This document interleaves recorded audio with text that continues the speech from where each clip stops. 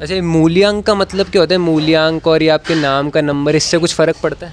हाँ, देखो क्या सीन होता है, इससे बहुत फ़र्क पड़ता है। पहली बात मैं आपको एक बहुत इंपॉर्टेंट चीज़ बताता हूँ, बहुत ध्यान से सुनना। आपने कभी ये महसूस करा कि आपका जन्म इस पृथ्वी पे क्यों हुआ है? देखो मैं आपको बताऊँ, अगर आपका जन्म सपोज़ करो 10 तारीख को हुआ है, किसी भी तारीख, जैसे 10 तारीख को हुआ, 19 तारीख को, जिसका टोटल मूलांक आया था 1, सूर्य का आया था।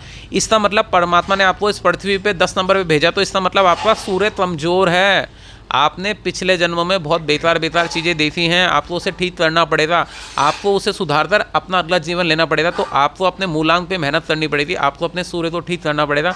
जैसे सूर्य ठीक हो जाएगा, आपको बहुत अच्छा जीवन मिल जाएगा। और मेरी बात पे फोकस करना।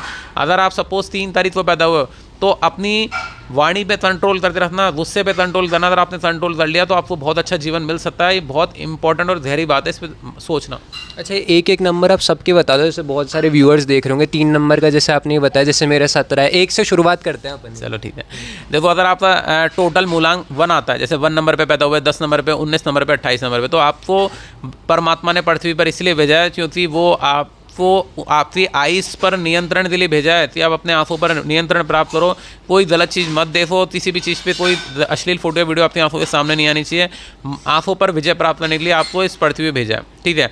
दूसरा नंबर है, न्यूमरोलॉजी के हिसाब से 2 नंबर होता है चंद्रमा का। चंद्रमा मतलब होता है मन, ठीक है। मतलब आपने पिछले जन्मों में अपने मन को कंट्रोल नहीं करा, इधर उधर भटकने चले गए, मन करा कब पार्टी में चले गए, क्लब्स में चले गए, वहाँ चले गए, मन को सोचने पे विचार ही नहीं करा। इस मन को कंट्रोल करते रखो। 3 नंबर होता है बृहस्पति का। बृहस्पति का क्या रोल होता है? बृहस्पति में आपने सबसे मेन बात तो यह है, आपने ना अपनी वाणी से बेकार बेकार शब्दों का प्रयोग करा, इसी वजह से आपकी कुंडली के अंदर बृहस्पति डाउन हुआ, आपको परमात्मा ने भेजा पृथ्वी पे। 4 नंबर हुआ, इसका मतलब ये हुआ आपका राहु कमजोर है। मतलब आपने कुछ ना कुछ अश्लीलता से संबंधित, कोई वासना से संबंधित कोई गलत चीज़ देखी या कुछ ना कुछ गलत काम करा, इसी वजह से पृथ्वी भगवान ने कहा अब सुधर जा पृथ्वी पे।